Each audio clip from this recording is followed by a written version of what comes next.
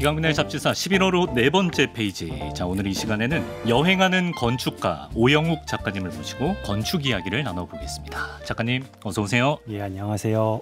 반갑습니다. 이 오영욱 선생님은 건축가로 이제 활동을 하시다가 지금 이제 은퇴를 하시고, 네. 예, 작가 활동을 왕성히 하시고. 아닙니다. 작가 활동도 예전에 왕성하게 하고 말이 꼬인다. 예전에 왕성하게. 예전에 왕성하게 하고, 예. 예. 지금은 아무것도 안 하면서 놀고만 있습니다. 노는 분이네요. 네. 플레이어. 한량이라고 부르죠. 한량. 네. 예. 오영욱 한량님. 네. 그래도 유튜브 채널도 운영하고 그러시던데요. 그것도 너무 시간이 많이 남아서. 예. 어떤 걸 하면은 시간을 잘 보낼 수 있을까 하다가 예. 이 영상 편집하면 시간이 진짜 빨리 가더라고요. 그래서 별로 많은 분들이 봐주지 않는 그냥 혼자 즐거워서 하는 그런 채널 작은 걸 하나 갖고 있습니다. 되게 행복해 보이시긴 하는데 시간 빌 게이츠 이런 느낌. 예, 전 시간 부자가 목표예요. 그렇군요. 근데 이제 유튜브 채널 명도 그렇고 예전에 작가로 왕성하게 활동하셨을 때는 이제 필명을 오기사 네. 이렇게 쓰셨다고 들었는데요. 네. 오기사는 무슨 뜻인가요? 제가 건축과에 입학해서 이제 건축이 너무 좋아서 나는 이제 건축 설계를 하며 살 거야라고 했었고요. 네. 근데 그 사이에 이제 군대를 저는 이제 병역 특례를 갔다 왔어요. 그래서 건설사에 가서 이제 3년 동안 그 시공 기술을 좀 익히고 살았는데 그때 모든 분들이 제가 이제 건축 기사를 따고 그냥 거기 갔으니까 오기사하고 불러줬어요. 근데 여기 오기사 제가 오시니까 근데 오기사를 딱 영어로 딱 쓰니까 예쁘더라고요. 약간 뭔가 한 단어 같아요. 그죠? 예. 네, 오기사. 그래서 그냥 그걸 내 필명으로 쓰자라고 하고. 그렇군요. 예. 유튜브 구독 좀 안 해주셔도 됩니다. 요즘 업로드 안 하고요. 제가 소개를 해드려도 마다하시네요. 예. 예. 업로드를 안 하시고. 사실 저 여기 불러주셨을 때 제가 한국에 별로 없으니까 이게 이렇게 훌륭하고 유명하신 무슨 채널인지 몰랐어요. 그래서 그 정도 그냥 끄적끄적 온다고 했다가 갑자기 유튜브를 보니까 이거 엄청난 곳인 거예요. 아닙니다. 그래서 지금 평소에 노시듯이 놀다 가시면 돼요. 평소에는 아무 생각 없이 다니고 하는데 오늘 약간 긴장하고 있어요. 그렇군요. 예. 요새 해외에 계신 날이 더 많다고 하실 정도로 여기저기 많이 다니고 계시다는데요. 오늘은 그 중에서도 그 잡지사에 정말 수도 없이 나온 곳입니다. 로마 제국, 또마 제국이라고 우리가 부르는데 이 로마의 건축 양식이 오늘 궁금해져서 우리 오 기사님, 오영욱 작가님 모시고 로마로 한번 떠나보면 어떨까 준비를 해봤습니다. 자, 그러면 본론으로 가보죠. 작가님, 일단 로마 건축만의 특징이라고 한다면 특히나 이제 이전에 그리스 시기와 비교했을 때 좀 두드러지는 특징은 뭐가 있을까요? 근데 로마라고 하면은 좀 구분을 해야 되는데 고대 로마가 있고 르네상스 이후의 로마가 있는 것 같아요. 네. 근데 이제 지금 말씀드리는 건 고대 로마고 그러면 이제 고대 그리스를 연장해서 새로운 문명을 만들고 거대한 대제국이 된 곳이잖아요. 네. 제가 생각할 때 고대 그리스는 어떤 질서를 만드는 과정에 그리고 어떤 규율을 만드는 과정을 이렇게 추구했었다면은 중시했다고 하면은 로마는 그걸 이어받아서 한 키워드로 말하자면 실용성을 기반으로 한 확장성. 그거를 추구했고 그게 로마 건축의 가장 큰 특징일 것 같아요. 고대 그리스는 어떤 질서와 규율에 방점을 주었다면 고대 로마는 실용성을 기반으로 한 확장성. 그래서 사실 초기 로마의 건축 같은 걸 보면은 건축은 그냥 그리스에서 좀 가져온 다음에 토목 공사를 많이 했어요. 우리가 흔히 알고 있는 상수도, 하수도, 뭐 극장, 크게 도로. 그런 것들을 먼저 관심을 갖다 보니까 근데 사실은 그건 멋있어 보이지 않잖아요. 눈에 잘 띄지도 않고 노력은 되게 많이 들어가고. 그렇죠. 근데 그걸 만들므로써 이게 확장될 수 있는 그 기반을 만들었거든요. 그렇게 나라의 기틀을 만든 다음에 그 다음 과정으로 로마만의 건축을 이제 추구했어요. 나라의 기틀, 나라도 넓히면서 이제 기틀도 잡고 그 뒤에 로마의 건축이 탄생한다. 재료면에서 봐도 조금 고대 그리스와 고대 로마의 좀 결정적인 차이가 있다고 들었습니다. 그래서 이제 그 실용성을 대표적으로 보여주는 게 재료라고 생각하는데 우리가 고대 그리스 건물, 뭐 파르테논 신전을 가장 유명하죠. 떠오르죠. 그 보면은 거의 하얀색 대리석으로 만들어져 있고 그렇잖아요. 그렇죠. 사실 이탈리아 반도 남쪽도 다 그리스의 땅이었어요. 그래서 우리가 그리스 신전을 보러 가기 위해서 꼭 그리스에 갈 필요 없어요. 이탈리아 남부로 가도 되네요. 예, 남부에 정말 신전 더 훨씬 많고 더 잘 보존되어 있는 것도 많아요. 네. 예, 그렇게 돌을 깎아가지고 정교한 비례로 만드는 걸 그리스 사람들이 시도했었는데, 네. 그러니까 돌로 만든 거죠. 그렇죠. 근데 이제 그 문화를 이어받은 로마 사람들은 벽돌이라는 재료를 드디어 활용하기 시작해요. 아, 벽돌. 예. 벽돌의 시대. 근데 사실 벽돌을 발명한 건 아니거든요. 예. 벽돌은 고대 이집트부터 사용했어요. 네. 근데 예전에 사용했던 건 점토 벽돌이었죠. 점토 벽돌. 그러니까 점토를 네. 모아서 그걸 딱 햇빛에 말리면 벽돌 모양이 되잖아요. 흙을 햇빛에 말려서 붙이는 거. 예. 예. 그런데 로마에서 사용한 건 구운 벽돌이었어요. 아. 그거를 이제 굽는 기술까지 발전을 시키니까 네. 벽돌이 내구성을 갖게 되면서 사실 지금 로마에 가도 2000년 전에 벽돌을 볼 수 있거든요. 네. 그러니까 그렇게 오래오래 버틸 수 있는 재료를 만들게 된 거예요. 근데 돌에 비해서 벽돌이 어떤 점이 유리하냐면은 예. 돌은 채석장에 가서 거대한 돌을 잘라서 이렇게 사이즈 맞추고 하는 되게 힘든 과정이 필요하잖아요. 그렇죠. 그거에 비해서 벽돌은 작고 그냥 공장 생산하듯이 작은 크기를 여러 개 대량 생산할 수가 있는 거예요. 그렇게 재료 수급도 쉬운 상태에서 사람들이 날라가지고 하나하나 쌓기도 되게 쉬워지는 그렇죠. 거예요. 예. 그러니까 건축 재료의 혁명이라고 할 수도 있어요. 그러네요. 그렇게 해서 고대 그리스는 돌을 쌓았던 거라고 하면은 로마는 벽돌의 문명이라고 할 수 있을 것 같아요. 로마는 벽돌의 문명이군요. 근데 이게 또 재미가 있는 게 예. 저 이거 막 길게 얘기해도 되나요? 아, 그럼요. 예, 자유롭게 하시면 됩니다. 예. 지금 놀다 가세요. 네, 예. 지구에서 이 세계사에서 가장 위대한은 아니고 가장 컸던 두 문명이 가장 컸던 문명이요? 예. 네 개, 중국, 4대 문명이 있지만은 네. 컸던 두 문명이 황하 문명과 이집트. 그러니까 이집트보다 문명이라고 하니까 그렇다. 어쨌든 거대한 제국을 만들었던 곳. 제국. 예, 로마 제국 아니겠습니까? 예, 로마 제국하고 그다음에 중국이잖아요. 예. 중국이 커다랗게 확장했잖아요. 예. 그 두 제국의 공통점이 뭐냐면은 그 기본 재료, 건축의 메인 재료를 벽돌로 한 곳이에요. 아, 그게 키였나 보다. 네. 그러니까 생각한 대로 모든 걸 할 수 있는 그 당시의 재료였던 거죠. 그렇죠. 예. 예. 큰 돌덩이 막 곡괭이질해서 그 다듬고 이런 거 안 해도 되니까 대량 생산할 수 있으니까 벽돌은. 그리고 이제 작가님께서 이런 비유를 하셨습니다. 그리스는 사각형의 건축이라면 네. 로마는 원의 건축이다. 네. 이건 어떤 의미로? 예. 그래서 아까 말씀드렸던 것처럼 그리스는 어떤 완벽한 비례, 우주를 설명할 수 있는 그 비례를 자기네 건축에 담자라고 생각을 하면서 그렇게 신전을 만들어가기 시작했어요. 네. 근데 거기에 사각형이라는 요소가 들어가는데 저는 건축에서 방금 벽돌의 발명도 말씀드렸지만 가장 위대한 발명이 있다면 사각형이었던 것 같아요.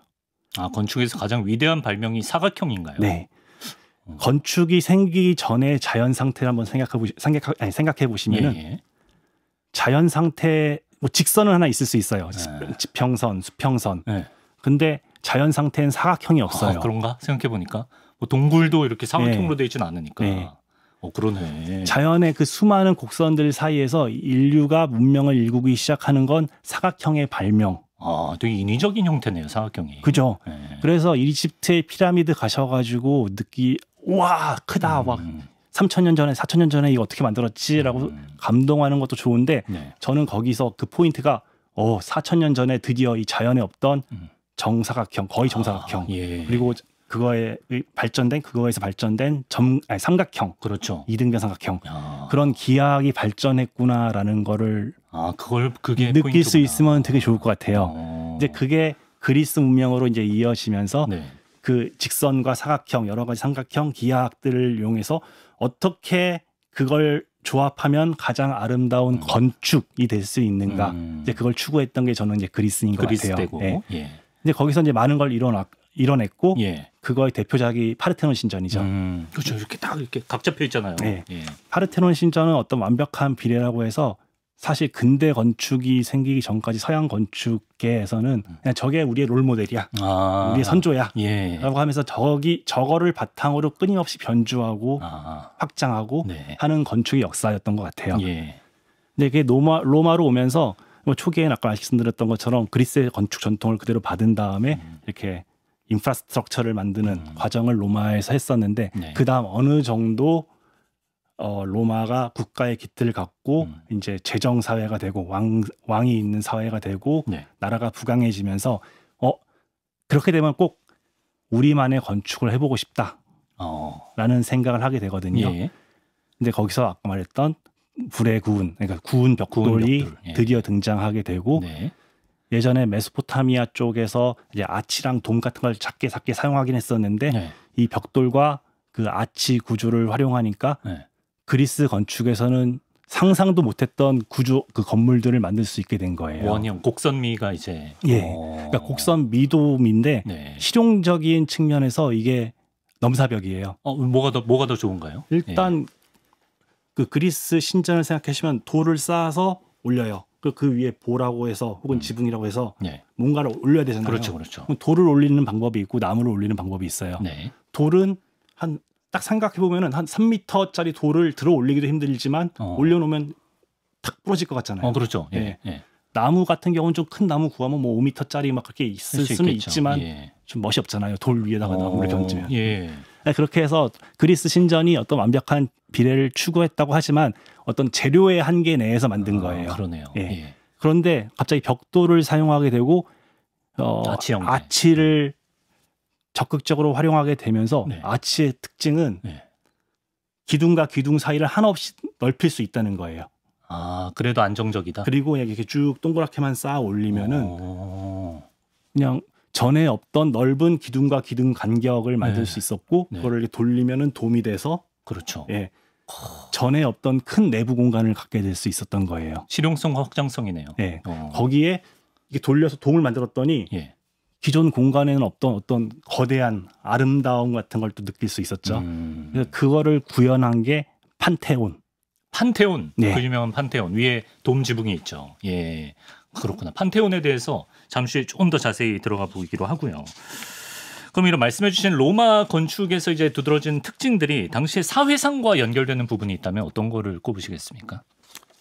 그러니까 뭐 한 가지만 얘기하기보다는 되게 다양한 것들이 복합적으로 있을 텐데 일단 아까 말씀드린 것처럼 그 실용성을 바탕으로 도시 그 미적인 부분 이전에 기능적인 하부 구조들을 엄청 만들었어요. 도로, 상수도, 하수도.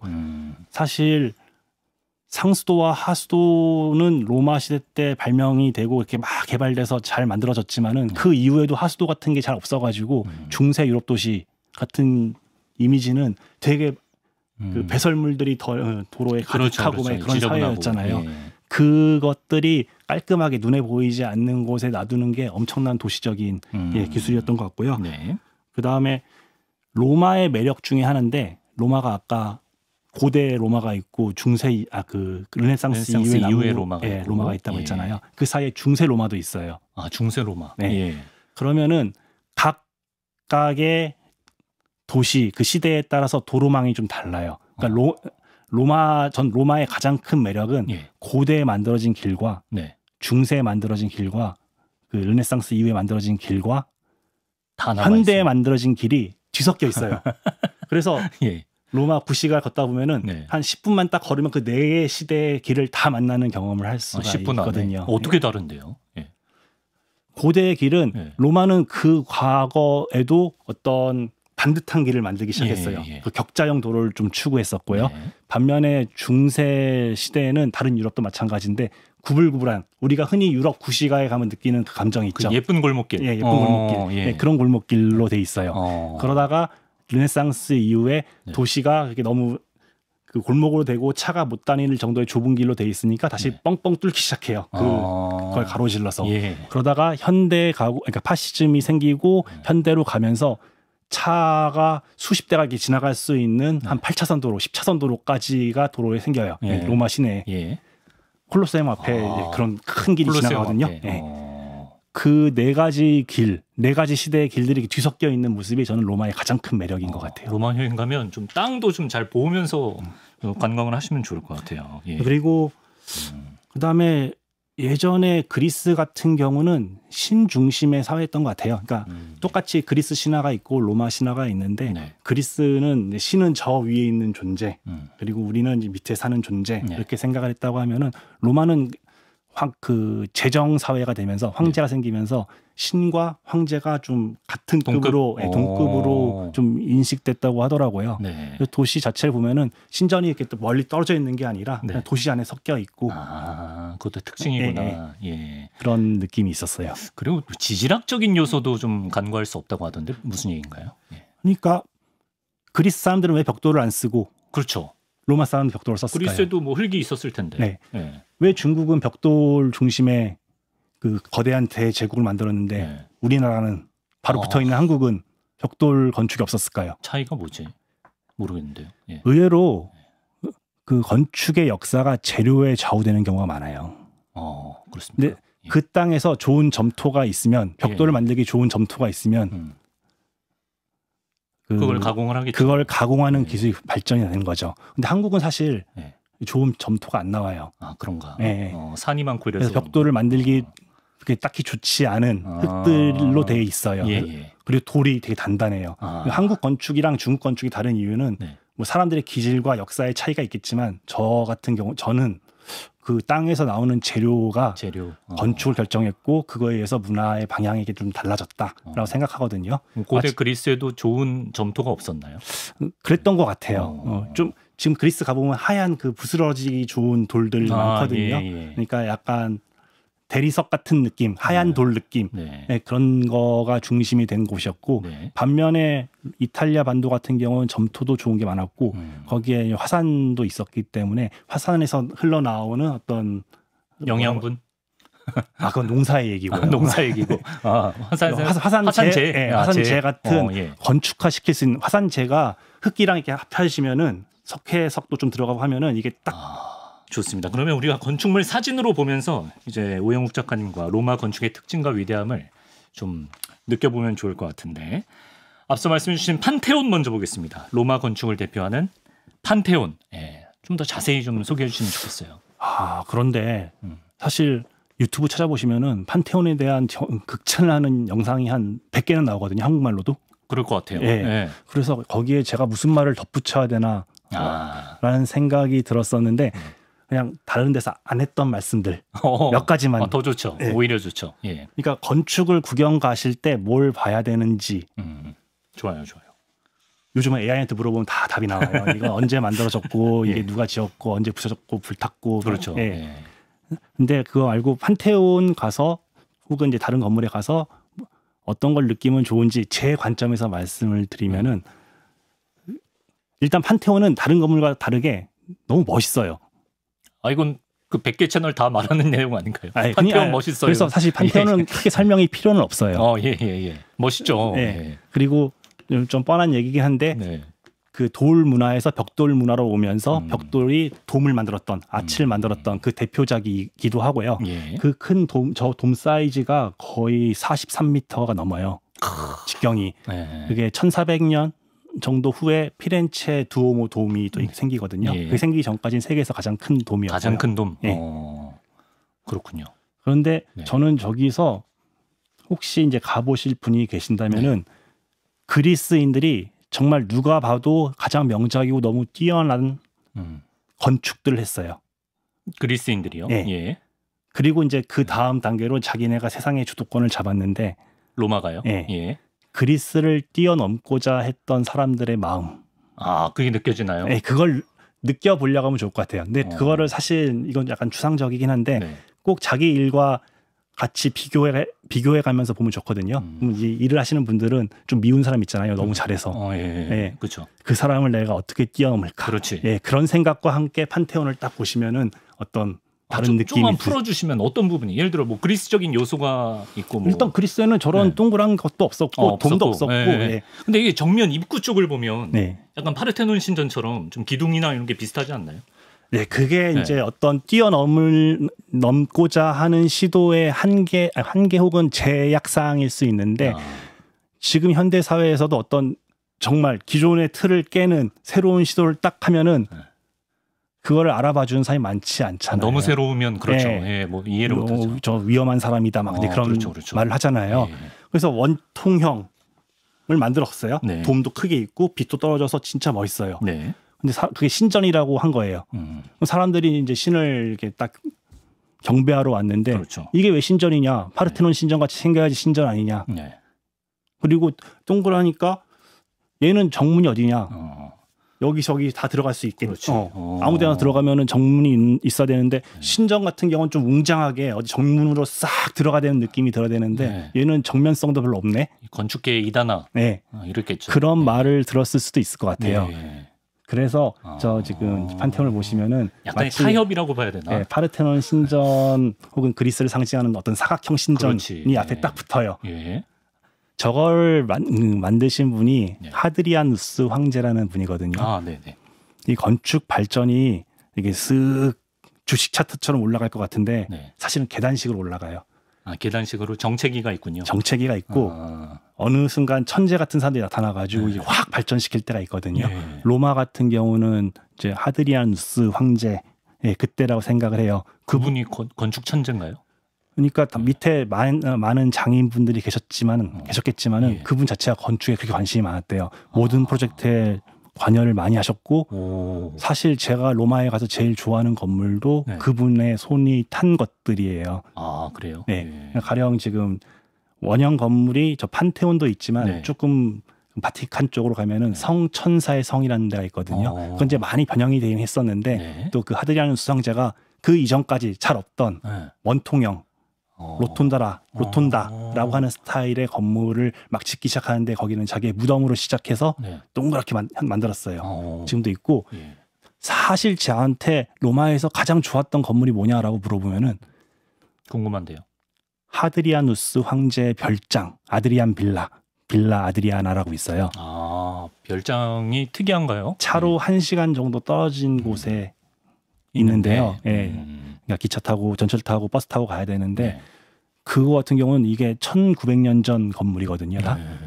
그때 이런 걸 설계했다고라고 생각이 들 만큼 지금 폐허예요. 사실 그래서 일반 관광객들이 가시면 폐허 돌덩어리네라고 하실 수 있는데 그 밑에 벽들의 흔적은 다 남아 있잖아요. 그 평면을 보시면은 현대 건축에서도 흔히 보기 힘든 엄청난 평면이에요. 엄청난 평면이다. 그 구현하기가 쉽지 않은 건가 보네. 아니요, 이건 감각적인 건데. 감각적인 거예요. 뭐라고 해야 될까요? 과거 지금까지 로마 건축, 그리스 건축, 그 이전에 이집트 건축 같은 걸 생각하면은 대칭 형태가 많았어요. 딱 대칭. 그렇죠. 현재까지도 지어지고 있잖아요. 그 아드리안 빌라에 가면은 대칭인 데가 하나도 없어요. 그러니까 현대 건축 보면 막 이렇게 휘고 날아다니고 하잖아요. 그렇죠. 그게 2000년 전에 구현이 됐던 그런 거예요. 느낌. 그런 느낌. 궁금하다. 저런 지금 사진을 보시면 저런 요소들이 있는데 그게 일렬로 딱 돼 있는 게 아니라 이렇게 무질서한 느낌으로. 근데 무질서가 그러니까 무질서한데 그게 규칙이 그러니까 무질서적 질서. 무질서적 질서. 그런 게 있는 거죠. 빌라 아드리안. 그래서 판테온의 매력 많은 분들이 말씀하세요. 저 거대한 돔이고 저게 콘크리트로 지어졌고 그 돔의 자중을 줄이기 위해서 코퍼라고 하는 게 폭폭 들어가 있는 지붕 모습을 볼 수 있거든요. 그런 것도 있고 그게 2000년 동안 그대로 잘 유지돼서 그렇죠. 지금까지 전해져 오고 이제 로마가 멸망한 이후에는 나중에 기독교식 성당이 되기도 하고 하는 역사들이 쫙 있는데 그거는 핸드폰으로 AI한테 검색하시고 딱 검색해서 한번 쭉 읽어보시면 다 아실 거예요. 거기서 어떤 마음을 가져야 되느냐. 근데 저는 거기에 관심이 많거든요. 그랬을 때 어쨌든 정말 위대했던 선구자가 있고 선배가 있었을 때 그거를 넘고 싶었던 마음 그걸 거기서 느낄 수 있으면 좋을 것 같아요. 그러네요. 좋은 포인트인 것 같고. 판테온 내부 공간은 그러면 뭐 어떻게 쓰였던 건가요? 당시? 그러니까 만신전이거든요. 판테온이란 뜻이. 근데 저도 잘 모르겠어요. 그러니까 신전, 그러니까 모든 신. 모든 신.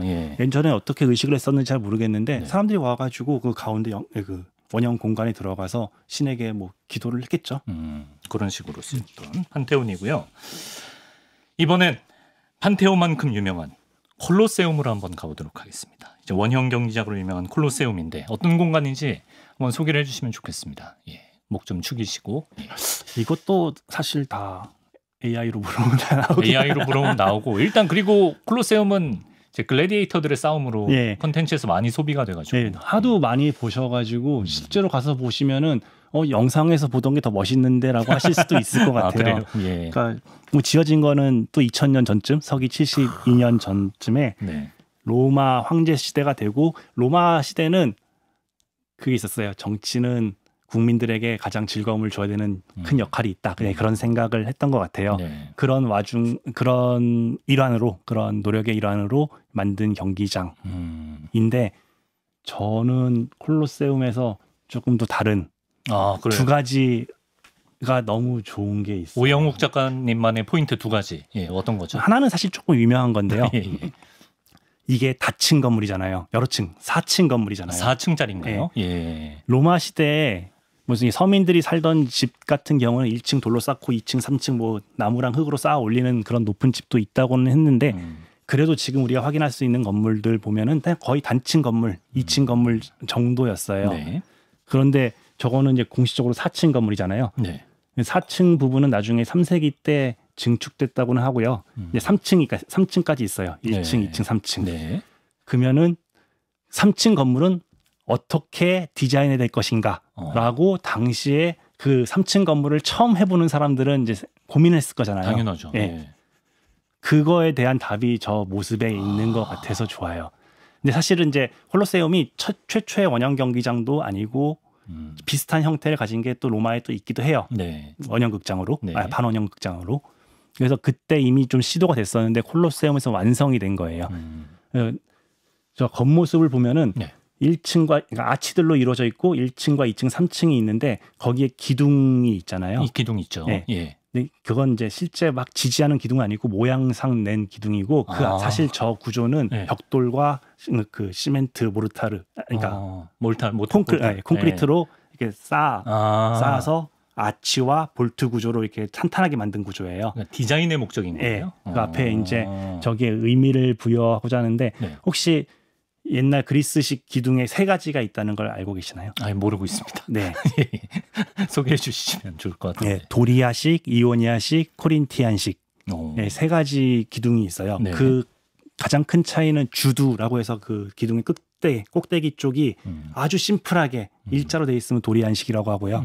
도리아라고 이제 그리스 반도 펠레폰네소스 반도 네. 중간 부분에 있는 지역명이에요. 네. 그다음에 이오니아식이라고 해서 이렇게 뭐라고 하죠? 양머리.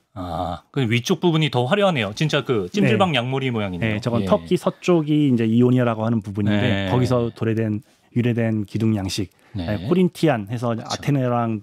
아테네 고린도. 예, 예. 고린도서. 그렇죠. 네, 고린도. 그건 예. 저는 기독교는 아니지만. 네. 네. 더 화려한 것 같은데. 네. 코린티안이. 저게 시대별로 이렇게 싹 갔거든요. 1층과 2층과 3층에 네. 저 기둥을 하나씩 썼어요. 콜로세움은 저 3개를 층마다 다르게 해서 다 썼어요? 네. 어떤 게 뭐가 1층에 있었을까요? 네, 참고로 네. 1층에는 귀족층이었어요. 귀족과 왕을 위한 층이었고 예. 2층은 이제 그다음 단계, 네. 3층은 이제 그럼 로얄층인 1층에 코린티안을 쓰지 않았을까요? 네, 1층에 도리안식을 썼어요. 가장 어떻게 보면 소박한 근원이 되는 근원이기 때문에. 네. 근원이기 때문에 오히려. 네. 그리고 2층에 이오니안식을 쓰고 3층에 코린티안을 썼는데 저거를 처음 이렇게 다층형 건물을 저런 식으로 이제 디자인을 한 전통이 네. 사실은 100년 전까지 그리고 현재까지도 쭉 이어져 온 것 같아요. 그래서 저게 물론 이제 중간에 중세 시대 고딕 같은 시대에는 저런 규칙이 좀 많이 깨졌었는데 네. 다시 르네상스가 되면서 우리 고전 건축의 정신을 이어받자라고 했을 때 르네상스 그리고 바로크 신고전주의로 이제 쭉 가는 과정 속에서도 저 원칙을 기반으로 약간의 변주가 있긴 했지만 네네. 저렇게 층별로 위계를 두고 그 겉으로 보이는 모습이 내부의 모습을 이렇게 대변할 수 있다라는 생각을 담게 했던 그런 건물 디자인이라고 생각합니다. 안에서 명확하게 드러나는 위계와 그 신분, 계급을 밖에서도 느껴볼 수 있게. 네. 그런 거 보면 좋겠네. 또 한 가지가 있는데 두 번째 포인트. 두 번째 포인트는 콜로세움은 타원형이에요. 타원형입니까? 네. 그냥 원형이 아니라? 원형, 반원형, 극장 같은 건 기존에도 있었는데 타원형이에요. 네. 그리고 저거를 옛날에 어떻게 지었지라고 사람들이 가서 이제 막 놀라잖아요. 현재에도 저거 지으라면 못 지을 거예요. 컴퓨터 없이 컴퓨터 없이 못 짓는다. 타원형으로 건물을 저 규모로 지으라고 하면은 수많은 기술자분들도 못 하겠는데 그렇죠. 하실 거예요. 없이 해야지 지을 거면. 타원형은 원과 다르게 엄청난 수학적 계산이 필요해요. 타원형의 그 둘레 길이를 구하는 공식이 없어요. 뭐 대략 공식만 있는 거예요. 그러니까 타원형은 어떤 일이 발생하냐면 딱 중심점이 있고 각 부분을 봤을 때 모든 부재가 크기가 달라요. 만약에 그렇죠. 원형이라면 똑같은 부재를 가공해서 그냥 이렇게 쭉 돌렸으면 될 거예요. 그렇죠. 그런데 타원형 같은 경우는 중심을 기준으로 모든 부재의 각도가 미세하게 다르고 그렇겠네. 거리가 다르고 그렇죠. 당연히. 그러니까 저거를 어떻게 그 시대에 계산을 해서 완성을 시켰을까라고 생각하면은 저거는 진짜 너무너무 고생했을 것 같아요. 근데 그럼에도 불구하고 고생해서라도 해내면 다행인데 못할 것 같은데. 이건 저만 가서 우와 하고 느끼는 건지 모르겠지만은 전 저 타원형이라는 거를 그 당시에 손으로 계산하고 아마 줄로 계산하고 있었겠죠. 저걸 만들어냈다는 사실이 진짜 너무 놀라워요. 거기에 맞는 부재를 다 다르게 써야 돼. 그러니까 불가사의한 건 아닌데 개고생을 했겠다. 그런 생각이 드는 거죠. 그들의 고생에 정말 놀라움을 금할 길이 없다. 콜로세움은 이제 사실 역사로 보면은 저기 맨 처음에 이제 메워가지고 뭐 해전을 했다 말아. 물 넣고 뭐 해전 재연하고 싸우게 했다, 노예들을 죽였다, 기독교인들 죽였다 막 그런 것들이 많잖아요. 그런 거는 이게 떠돌아다니는 자료들을 정보들을 보시면 될 것 같고 저는 어떤 건물을 보더라도 그 건물에서 무엇을 느낄 수 있느냐. 그러니까 제가 말하는 게 정답은 아니거든요. 그런 식으로 자기만의 느낌 포인트를 갖는 게 되게 중요한 것 같아요. 저한테는 건물은 유적이라고 하더라도 모든 건물은 하나의 사람과 같거든요.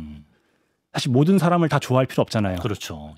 자기가 마음에 드는 사람을 찾으면 되고 그 사람이 좋은 이유는 분명히 마음에서 뭔가 느낄 수 유독 끌리는 게 있죠.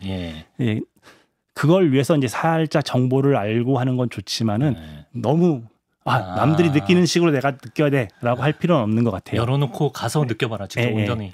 근데 대신 실마리만 드리는 거죠. 저거는 원이 아니고 타원이야. 그렇죠. 1층과 2층과 3층이 달라. 왜 그랬을까? 그때 사람들의 마음은 무엇이었을까? 그런 걸 느끼면 좋을 것 같습니다. 저희 잡지사에 좀 새로운 시각을 제시해 주신 것 같아요. 이 콜로세움이 2000년이나 저렇게 버티고 있는 데에는 콘크리트가 아주 큰 역할을 했다고 하는데 뭐 어떤 효과가 있는 겁니까? 그러니까 로마 시대 때도 콘크리트를 많이 사용했는데 사실 콘크리트라는 게 그 석회에 들어있는 저는 이제 그 무식해서 용어들은 잘 몰라요. 근데 하여튼 단단하게 만드는 그런 단단하게 만드는 포졸란 효과를 만드는 그 석회나 이제 그런 요소들이 있는 거죠. 화학물질들이. 쉽네요. 그런데 로마에서도 자기네가 갖고 있는 재료들을 이렇게 저렇게 조합하다 보니까 이렇게 화산재 좀 모으고 뭐 석회석 같은 거 좀 모아서 물이랑 섞으니까 단단해지는 거예요. 단단해지는 거예요. 이걸 건축 재료로 쓰면 되겠다 하고 썼어요. 근데 콘크리트는 이제 현재도 많이 쓰이잖아요. 그렇죠. 근데 현대 콘크리트와 과거의 로마 시대 콘크리트의 가장 큰 차이가 있다면은 철근을 쓰지 않아요. 그렇겠죠. 당시 로마 때는. 그러니까 콘크리트는 현대에 쓰는 콘크리트도 끊임없이 강해진다고 해요. 그러니까 콘크리트가 화학 물질이다 보니까 그 세부적으로 들여다보면은 내부에서 반응이 있었던 부분이 있고 그래서 단단해진 부분이 있고 아직 반응이 덜 된 부분이 있어요. 그럼 반응이 됐던 부분이 단단해진 게 어떤 이유로 힘을 잃고 뭐 틈이 벌어졌을 때 물이 들어가면 다시 또 나머지 반응 안 했던 부분이 단단해지고 하는 식으로 오래 그 강도를 유지할 수 있는 거거든요. 그럴 수가 있어요? 네. 근데 살아있는 것 같네요. 그죠. 진짜요? 반응이 안 돼 있던 게 시간이 뭐 수백 년 지나도 물이 들어가서 그게 다시 화학 반응을 일으킬 수가 있는 거예요? 그런데 그러니까 로마 시대 콘크리트도 그런 식으로 해서 지금까지도 단단하게 있을 수 있다고 하는데 근데 현대 콘크리트와 로마 콘크리트의 차이가 현대는 철근을 써요. 그렇죠. 철근은 우리가 아무리 그 콘크리트를 밀실하게 만든다고 해도 습기가 들어가는 걸 막을 수 없거든요. 철근 자체에서 걔가 부식되면서 틈이 벌어지고 그러면서 공기 노출이 많이 되면서 이미 그 반응할 수 있는 콘크리트가 금방 많이 없어지는 거예요. 근데 로마 시대 콘크리트 같은 경우는 철근을 쓰지 않고 이제 눌리는 용도로만 썼거든요. 그러니까 틈이 가도 미세한 틈들이만 생기는 거예요. 그러니까 그게 즉시 이게 회복이 될 수 있는 내구성과 약간 뭐 재생력이랄까요? 네. 그런 거 훨씬 뛰어나겠네요. 그걸 갖고 있는 거죠. 그러니까 지진 같은 게 나가지고 왕 무너지지 않는 이상은 이라고 저도 들었습니다. 네. 근데 맞는 얘기니까 해주셨겠죠. 사실이니까. 신기하네요. 좋습니다. 콜로세움 구경을 해봤고요. 이번에 로마 제국의 속주인 폼페이시 얘기를 한번 해보도록 하겠습니다. 서기 79년 베수비우스 화산 폭발 이후 18세기에 발굴이 시작된 고대 도시인데 건축사적으로도 의미가 아주 크다고 들었는데 폼페이에서 만나볼 수 있는 건축의 가장 큰 특징은 뭐라고 봐야 될까요? 일단 잘 남아있는 게 가장 큰 거죠. 잘 남아있는 게 특별한 거죠. 왜냐하면 로마 같은 경우도 옛날 도시였지만은 지금 계속 변형이 일어나고 파괴되고 하면서 옛날 모습을 간신히 유추해 볼 수 있는 상황인데 폼페이 같은 경우는 화산재 아래 2000년 동안 있으면서 그때 모습이 딱 그대로 있는 그게 가장 크고요. 놀랍게도 이게 기원 전에 만들어진 도시인데 마치 현대 도시를 상상할 수 있을 정도로 격자형 도로예요. 격자형 도시예요. 그리드 시스템으로. 완전. 그리고 이제 거기에 중앙에는 당시 로마 도시가 그랬듯 또 그리스 도시가 그랬듯 그냥 포럼이 있고 시장이 있고 뭐 여러 신전이 있고 여러 가지가 있죠. 근데 그거를 정말 시간 여행을 하는 것처럼 과거로 돌아가서 볼 수 있는 곳이고요. 제가 이제 또 개인적으로 난 여기서 또 어떤 게 또 재밌을까? 이제 중독되네요. 폼페이 역사 한 줄의 어떤 실마리는 필요해요. 폼페이 역사를 보면은 이게 로마 사람들이 만든 도시는 아니고 그 이전에 그리스인들과 또 로마가 있기 전에 에트루리아. 거기에 있던 나라 그 사람들이 만든 작은 도시라고 했거든요. 그러다가 로마 사람들이 이제 거기를 점령하고 이제 큰 도시로 만들었다고 하는 역사가 있었어요. 그 말을 들으니까 그럼 이 도시가 완전히 파괴되고 새로 짓지 않았다면은 마치 서울 사대문안이 있고 강남이 있는 것처럼 영등포가 있는 것처럼 목동이 있는 것처럼 여기도 구시가지가 있고 신시가지가 있겠구나. 그렇게 로마가 왜냐하면 신도시를 한꺼번에 만든 게 아니니까 그렇겠네요. 그래서 이제 구시가지와 신시가지의 경계를 찾아보고 싶다라는 마음으로 의외로 넓고 되게 햇빛 비치는 날은 덥거든요. 그걸 무릅쓰고 도시를 뺑뺑 다녔어요. 직접 발품 팔아서 찾으셨네요. 했다가 되게 인상적이었던 순간이 있었는데 거기 가이드 투어를 많이 오시니까 그리고 되게 유명한 포인트 중에 하나가 이제 물론 명소들도 많고 유명한 집도 있고 뭐 벽화도 있고 한데 그 과거 2000년 전 폼페이에도 2000년 전 폼페이에도 사창가가 있었대요. 사창가 여행 다큐에서 봤어요. 사창가가 있었더라고요. 사창가에 가가지고 저도 구경을 하고 있는데 어떤 가이드가 설명하는 거예요. 보세요, 여러분. 이제 사창가가 여기 입구가 있는데 이 들어오는 골목이 휘어져 있죠. 이 골목이 휘어진 이유는 여기를 들락거리는 사람들의 시선을 외부인의 시선에서 외부인의 시선에 노출되지 않게 하기 위해서 더 혼선 주기 위해서 골목길을 휘게 만들었다. 라고 설명을 하는 거예요. 재밌네. 근데 그 말을 딱 듣는 순간 저건 틀렸다. 그렇지만 여기가 옛날 레트루리아 도시의 경계였겠구나. 성벽이겠구나라는 생각이 딱 든 거예요. 그 구시가지와 신시가지의 경계가 거기다? 일단 그 가이드분 말은 왜 틀렸다고 하시는 거예요? 그분도 전문가인데. 왜냐면은 만약에 그 말이 맞으려면은 도시 계획상 사창가가 먼저 놓여지고 길을 그렇게 만들었어요. 길을 만들어야 되는 건데 그러진 않았겠지. 그러진 않았겠죠. 길이 먼저겠죠. 길이 먼저겠죠. 그렇네. 명쾌하네. 근데 거기가 왜 경계라고 보시는 거예요? 일단 옛날 성을 생각해 보시면 성을 직사각형을 막 만드는 경우는 별로 없잖아요. 그 자연 지형에 따라서 이렇게 둥그렇게 만들잖아요. 그러니까 그 휘어진 길 자체가 옛날 성벽의 자리였을 수 있겠다.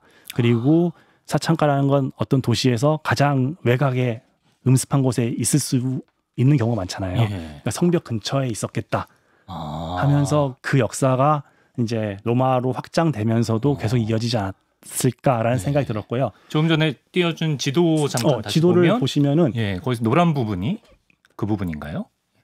저렇게 보니까 네.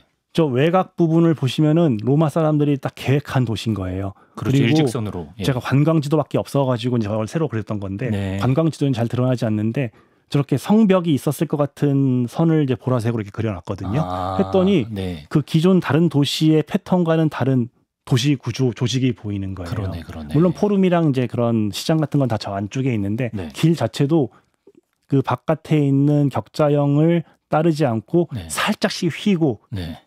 우리가 옛날 우리 뭐 하회마을 같은 데 가면은 길 이렇게 고불고불하잖아요. 그렇죠. 그런 길이 만들어지는 것처럼 네. 반듯하지 않은. 그런데 저 바깥쪽은 완전히 자대고린 것처럼 반듯하네요. 네. 예.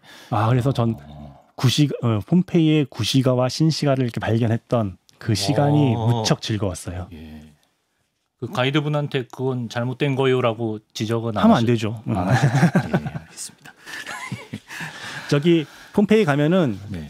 제일 부러웠던 건 2000년 전에도 보차 분리가 돼 있어요. 물론 이제 길이 그때는 하수도가 덜 돼 있을 때였나 봐요. 하수도 그러니까 그 길가에는 말똥도 있고 사람똥도 있고 막 했을 거 아니에요. 네. 그래서 인도와 차도의 구분이 되게 높아요. 네. 그리고 이제 차도는 낮고 네. 인도는 높은 곳에서 사람이 걷고.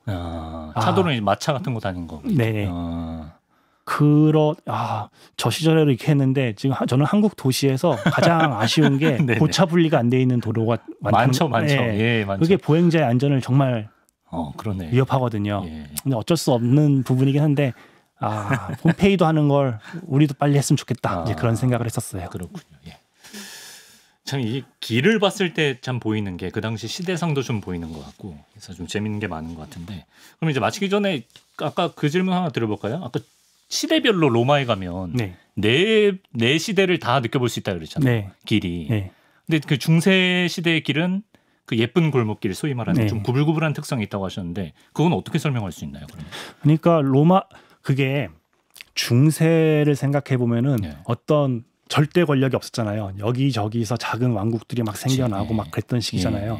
그걸 다르게 생각하면은 자기는 언제든지 죽을 수 있는 거예요. 옆 나라 별로 거리도 멀리 떨어져 있지 않는 데서 갑자기 마음 상해가지고 쳐들어오면은 난 늘 지켜야 되는 거죠. 혼돈의 시대네. 혼돈의 시대였는데 그래서 로마 같이 거대한 제국이 있고 강력한 질서가 있을 때는 도로를 막 똑바로 뚫을 수 있었어요.